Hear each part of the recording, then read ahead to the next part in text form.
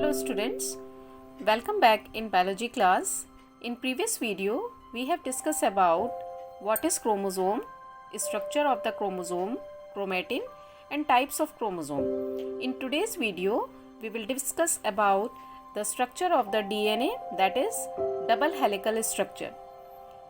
Students, you know that this DNA is worked out by two scientists, that is Watson and Crick, in 1953. They work out the structure of the DNA, the double helical structure of the DNA.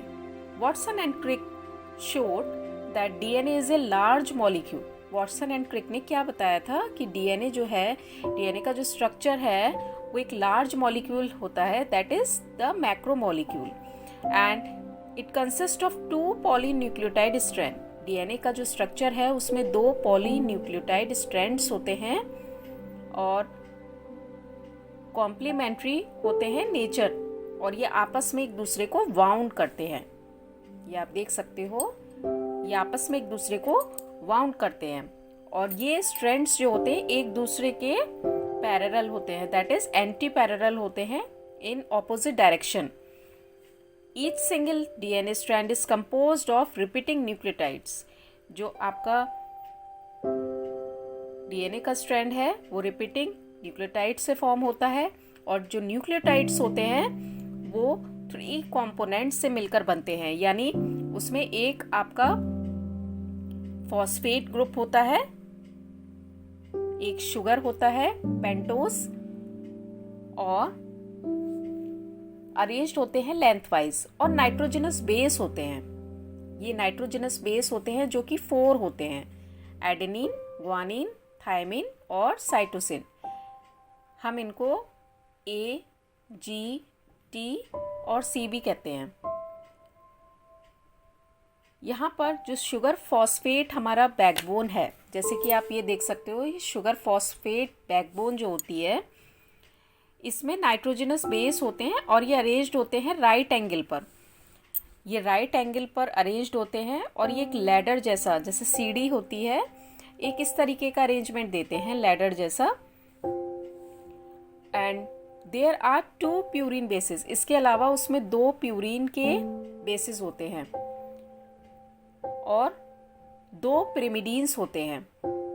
यानी जो base हैं वो आपके guanine, जैसे मैंने अभी बताया था, थायमिन, एडेनिन और साइटोसिन होते हैं आपके. And the guanine is complementary to cytosine. यानी जी के साथ हमेशा साइटोसिन रहता है, सी, और थायमीन के साथ यानी टी के साथ हमेशा ए रहता है. थायमीन के साथ हमेशा एडेनिन रहता है. ये 2 स्ट्रैंड्स होते हैं हमारे जो कि एंटी पैरेलल रन करते हैं डीएनए के, और इनकी डायरेक्शन होती है दैट इज 3' to 5'. और ये आपके बेस पेयर्स हैं. पिरिमिडीन, जैसे अभी आपको बताया कि 2 प्यूरिन बेस होते हैं और 2 पिरिमिडीन बेस होते हैं. तो पिरिमिडीन में जो आपका सिंगल रिंग कंपाउंड्स होते हैं उसमें आपके साइटोसिन और थायमीन आता है. साइटोसिन और थायमीन जो होते हैं वो आपके क्या होते हैं? पिरिमिडीन्स होते हैं. और प्यूरिन कौन से होते हैं? प्यूरिन होता है आपका एडेनिन और ग्वानिन. एडेनिन और ग्वानिन आपके प्यूरिन होते हैं, और साइटोसिन और आपका जो थायमीन है ये आपके पिरिमिडीन्स होते हैं. इसके अलावा जैसे अभी बताया मैंने कि डीएनए, जिसकी full form deoxy ribo nucleic acid है, ये 3 डिफरेंट टाइप ऑफ न्यूक्लियोटाइड से मिलके बनता है. यानी इसमें नाइट्रोजन बेसिस होते हैं, पेंटोस शुगर होता है, sugar phosphate backbone, phosphoric acid जिसे हम पी से भी रिप्रेजेंट करते हैं, पेंटोस शुगर, 5 कार्बन शुगर होता है जिसे हम डीऑक्सीराइबोज कहते हैं।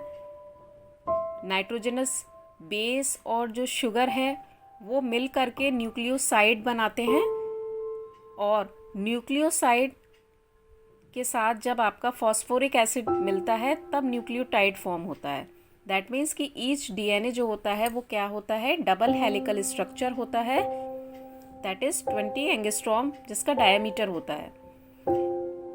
और स्टार्टिंग में ही मैंने आपको बताया था कि इसमें 2 स्ट्रैंड्स जो होते हैं डीएनए के वो एंटी पैरेलल रन करते हैं, and they are complementary base pairing in which 1 purine is attached to pyrimidine. इसके साथ एक प्यूरिन अटैच होता है पिरिमिडीन के साथ, उसके साथ एक हाइड्रोजन बॉन्ड भी होता है। एडेनिन की पेयरिंग हमेशा थायमीन के साथ होती है, और साइटोसिन की पेयरिंग हमेशा ग्वानिन के साथ होती है, जिसमें 3 हाइड्रोजन बॉन्ड्स रहते हैं। ओके, अब इसके अलावा यहाँ पर फॉर्मेशन कैसे होती है, न्यू डीएनए के स्ट्रैंड्स किस तरीके से फॉर्म होते हैं। तो न्यू डीएनए के स्ट्रैंड्स की फॉर्मेशन कैसे होती है, यानी रेप्लिकेशन स्टार्ट होता है। जो आइडेंटिकल मॉलिक्यूल्स होते हैं डीएनए के वो रिजल्ट करते हैं, and each composed of 1 parental strand and 1 new strand. यानी यहाँ पर अगर हम स्टेप फर्स्ट देखें तो जो पेरेंटल मॉलिक्यूल होता है वो अनवाइंड होता है और अनजिप, ये आपके बेस पेयर है। जब यहाँ से ये लूज होता है तब आपका सेकेंड स्टेप में पेरेंटल स्ट्रैंड्स जब ये अलग होता है तो एक पेरेंटल स्ट्रैंड आएगा, इसके साथ एक न्यू स्ट्रैंड फॉर्म होता है, फिर एक न्यू स्ट्रैंड आता है और पेरेंटल स्ट्रैंड होता है। तो in step second both parental जो स्ट्रैंड्स होते हैं वो एक टेम्पलेट की तरह एक्ट करते हैं for new strand, and in step 3 जो फ्री न्यूक्लियोटाइड्स होते हैं हमारे, ये लिंक करते हैं कॉम्प्लीमेंट्री बेसिस से ऑन ईच डीएनए स्ट्रैंड। तो this is said to as the replication of DNA molecule. जब फॉर्मेशन होती है न्यू स्ट्रैंड्स की तो ये आपका ओल्ड डीएनए मॉलिक्यूल है। ओल्ड डीएनए मॉलिक्यूल में आपका जब ये स्प्लिटिंग स्टार्ट होती है, अभी तक इसमें कोई भी स्प्लिटिंग नहीं थी, यहाँ पर जैसे ही स्प्लिटिंग स्टार्ट होती है डीएनए का मॉलिक्यूल जैसे ही स्प्लिट करेगा तो स्टेप सेकंड में आपका एक ओल्ड डीएनए है और ये आपके जो न्यू बेस है वो पेयर करना स्टार्ट करता है ओल्ड बेस के साथ। ये आपका ओल्ड डीएनए है ना। तो अब इसमें ये अलग हो गया, स्प्लिट हो गया, तो एक न्यू डीएनए, इसके साथ आपका एक ओल्ड डीएनए, फिर न्यू डीएनए। तो स्टेप 3 में क्या होता है, अब आपके ये 2 क्या बन गए, आइडेंटिकल डीएनए मॉलिक्यूल्स बन जाते हैं एक जैसे। So this is the formation of new DNA strands. Now if we look about the detail structure of the DNA nucleotide, जो आपको इस तरीके से नजर आता है, जिसमें आपके हाइड्रोजन बॉन्ड्स होते हैं जैसे मैंने आपको अभी बताया, और एक पार्ट होता है बेसिस प्रेजेंट होते हैं। तो ये आपका मॉलिकुलर स्ट्रक्चर है। This is the molecular structure of the DNA, जहाँ पर आपका पेंटोज शुगर है जो कि डीऑक्सीराइबोज है, एक फॉस्फेट ग्रुप आपका अटैच होता है, इसके अलावा आपका बेस है। This is a nucleotide and this is the detail structure of the DNA nucleotide.